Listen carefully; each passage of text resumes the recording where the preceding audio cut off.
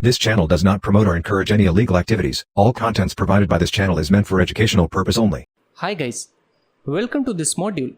In this module, we are going to learn about network penetration testing.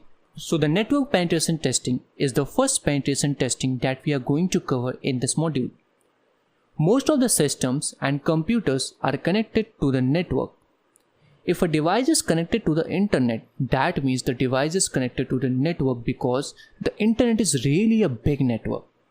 Therefore, we need to know that how devices interact with each other in a network, as well as how network works. So in network penetration testing, it is divided into three subsections. The first is pre-connection attack. In this section, we will learn about all the attacks that we can do before connecting to a network. Second, gaining attack. In this section, we will learn how to crack Wi-Fi keys and gain access to a Wi-Fi network whether they use WP, WPA, WPA2 network. Last but not the least, post-connection attack. These attacks applies whenever you are able to connect to the network. In this section, we will learn the number of powerful attacks that allow you to intercept the connections and capture everything like the username, password, URL, chat messages. You can also modify the data as it has been sent in the air. These attacks can apply on both Wi-Fi or wired network. Hi everyone, in this lecture we are going to see some basics of network. So what is a network? A network is a group of two or more devices that are connected to each other to share data or share the resources. A network can contain a number of different computer systems that is connected by a physical or a wireless connection via server or a router. This router has direct access to the internet. The device can only connect to the internet through the router or the access point. Now for example, suppose that the client or a device connected to a network through Wi-Fi or Ethernet. If the client opens a browser and types google.com, then your computer will send a request to the router for asking google.com. Then the router will go to the internet and request google.com. That the router will receive google.com and forward that response to the computer. Now the client can see google.com on the browser as a result. In networking, devices on same network communicate with each other using packets. If you send a video, a login website, sending chat messages, sending emails, all the data is sent as a packet. In networking, devices ensure that these packets go in the right direction using the MAC address. Each packet has source MAC and a destination MAC, and it flows from the source MAC address to the destination MAC address. Hi everyone, welcome to this new section. In this section, we are going to talk about what is wireless communication. So the term wireless can be constructed in many different ways depending on who you are speaking to. In general, this can encompass any transmission of data using a technology where the sender and the receiver of data are not connected by a physical medium. For an information technology concept, this will cover technologies such as microwave, cellular, mobile broadband, Bluetooth, LoRa, Zigbee, and of course, Wi-Fi. So this section will discuss about the basics of Wi-Fi communication and the protocol and the standard at the level of appropriate for security professional. Thankfully for us, we are able to benefit from lot of work done by an electrical engineer and a software engineer who have reduced the complexity of magically sending packets through the air at great speed down to something manageable. So let's start by discussing what is wireless LAN networking technology. So it is defined by the IEEE 802.11 working group. A wireless local area network, typically referred to as VLANs, are very popular technology that are used to create a network of client and device that do not require each host to be connected to the network via wired Ethernet connection. And the biggest advantage of VLANs are their ease of use, low cost of deployment, and dynamically operational model. So as mentioned that VLANs are easy to deploy and even homes user can buy an access point and start networking it with available mobile devices such as laptops, smartphones and tablets with little skill and in the short amount of time. It is typically just a matter of plugging in the access point and correctly configuring your mobile devices, and the VLANs will be operational within a few minutes.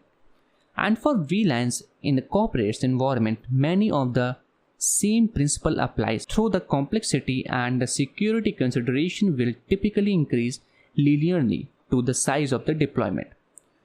Organizations typically have many access points and configuration to manage, and it's common to see them deployed leveraging a controller model to ensure consistency. While this model varies from what you will typically see in the residential or SMB scenario, underlying technology and weaknesses. To better understand the security risks associated with VLANs, we need to know how wireless stations and client communicate and the underlying technologies that enable the communication. So here are some VLAN components, which is radio and access point. So what is radio?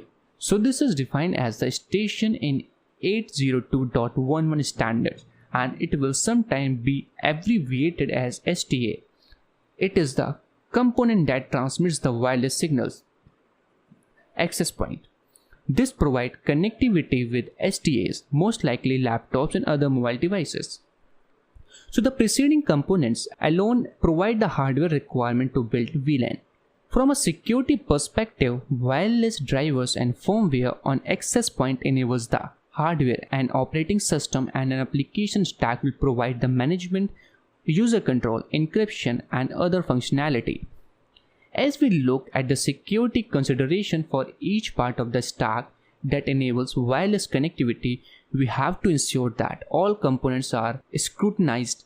It is possible that vulnerability in some things as fundamental as device drivers may lead to the compromise of the AP or client. Additionally, firmware in an access point can potentially be infected with the malware, which can lead to the compromise of the client data connected to them. If you are a security professional taking this course to be better informed and better understand how to test and protect a wireless network you are responsible for, subsequent sections will provide you with some guidance on known vulnerabilities, what to look out for, and operational best practices in addition to the demonstrated penetration testing practicals. So this is all for this lecture. In the next lecture, we are going to see what is wireless standards. Thank you for watching this lecture. Wireless standards. So the Wi-Fi Alliance is an organization that supports and certifies wireless technologies to ensure interoperability between vendors, and it has been instrumental in bringing Wi-Fi to homes and businesses around the world. Early implementation of wireless technologies for network communication were hampered by interoperability issues and conflicting implementations because the IEEE did not have the testing equipment to ensure compliance with its standard. So this led to the creation of the Wireless Ethernet Compatibility Alliance, which is also called as WECA, who were promoting a new higher speed standard for wireless communication, which ultimately became 802.11b. WECA was rebranded in 2002 as the Wi-Fi Alliance continues to validate and certifies wireless technologies until this day in order to ensure interoperability and promote a standard industry. Today, wireless networking technologies used to implement VLANs are organized under the IEEE 108.11 specifications. They are an alphabet soup of protocol that defines the frequencies, transmission rate, bandwidth and modulation of the wireless communications. So as you can see that in this particular table, we are having these standards and protocols. So in this preceding table, DSSS indicates direct sequence spread spectrum and OFDM is orthogonal frequency division multiplexing. So these technologies refers to how the radio allocate the bandwidth to transmit the data over the air. Again, a big thank to wireless engineers for incorporating this complexity into a standard so that we don't necessarily need to know exactly how this works in order to send and receive packets wirelessly. So as we get into wireless capturing packet from the air, the concept of channel will come into play. So the term channel refers to a specific frequency within either the 2.4 GHz or 5 GHz frequency spectrum that the wireless radio on the access point and the client have either negotiated or being told to use for the communication of the data between them. So this is similar to the channel on your TV set. Think analog here, where the station transmits at the specific frequency and the television is configured to receive that specific frequency by tuning it to a specific channel.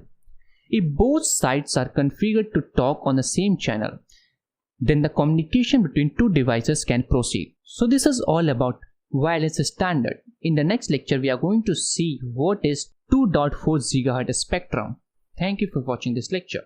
Now the question is, what is the difference between 2.4 GHz and 5 GHz wireless frequencies? So the primary difference between the two frequencies are the range, coverage, bandwidth, speed that the band provides. The 2.4 GHz band provide coverage at a longer range, but they transmit the data at slower speed. But in case of 5 GHz band provide less coverage but transmit data at very fast speed. So the range is lower in the 5 GHz band because higher frequencies cannot penetrate solid objects such as walls and floors.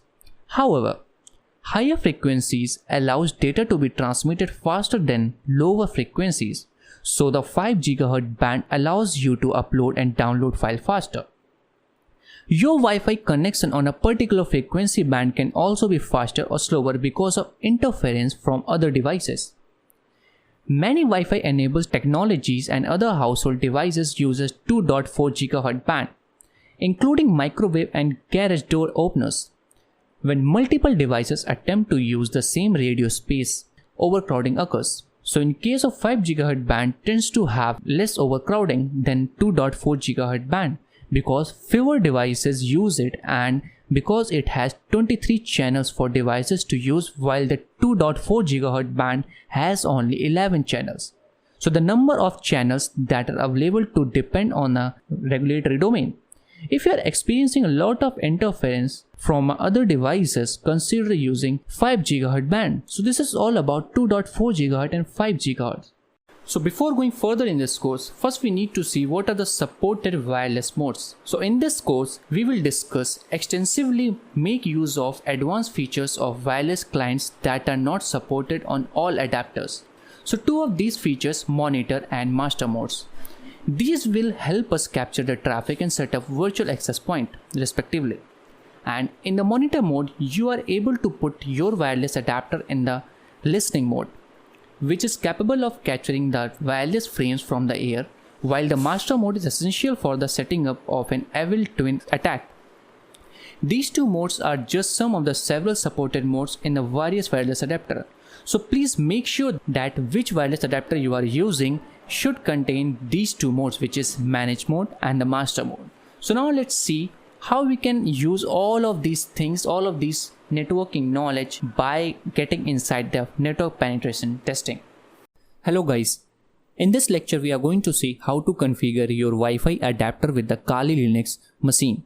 So what you need to do is first you need to connect your Wi-Fi adapter with the laptop or the PC and then get into the VirtualBox. So inside VirtualBox you will find kalilinux and just click on kalilinux and you will find settings. So when you click on settings you will see this pop-up window. So inside this pop-up window you will see this USB tab. So when you click on this USB tab, as you can see that I have connected with Atheros UB91C. So what you need to do is, if you are doing it first time, so what it will show you, it will simply show you USB 2.0. So when you click on this particular thing, it will ask for this particular symbol. So when you click on add new USB filter, so select your Wi-Fi adapter. So I am currently using Atheros UB91C, so I will click on this. And after clicking on this, you will see this is done. So when you click on OK, so your Wi-Fi adapter is now configured with the Wi-Fi or kalilinux. So what you're going to do next is simply open your kalilinux operating system. and after opening Kali Linux operating system to make sure it is working or not, get inside terminal window. You will find this icon here, and the next thing that you are going to do is simply type L susp and hit enter. So what this command will do, so this lists the devices that are connected to the USB bus. Here you should be able to identify whether your wireless connector is seen by the operating system, and if so, include a short description of the device. So this is how you can see your device is connected with it or not. And the next command that I'm going to use is iw config. So what this command will do, so when you hit enter, so this is used to set and view the parameters of the wireless interface seen by the operating system. So here you are able to bring the interface up and down. So this is how we can see our Wi-Fi adapter is now connected with the Kali Linux or not. So in the upcoming lecture, we are going to see how we can use this Wi-Fi adapter for our network penetration testing. Thank you for watching this lecture.